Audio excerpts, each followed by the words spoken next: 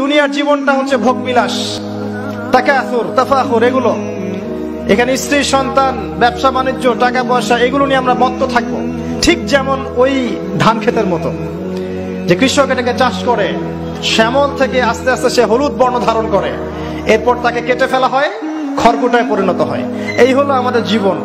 আর ওইটুক সময় টাকা থাকলে সচ্ছল হয় না কিন্তু মানুষ, আল্লাহর বরকত লাগে। দেখবেন টাকা আছে, অনেক টাকা, হঠাৎ কোন একটা সমস্যা হলো জীবনে, সব টাকা শেষ, চলে গেল।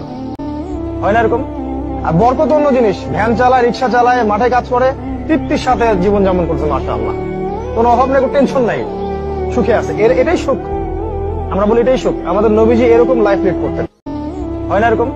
আর বরকত অন্য জিনিস, ভ্যান চালায়, রিক্সা চালায়, মাঠে কাজ করে, তৃপ্তির সাথে জীবন যাপন করছে, মাশাআল্লাহ, কোনো অভাব নেই, কোনো টেনশন নাই, সুখে আছে। এটাই সুখ, আমরা বলি এটাই সুখ। আমাদের নবীজি এরকম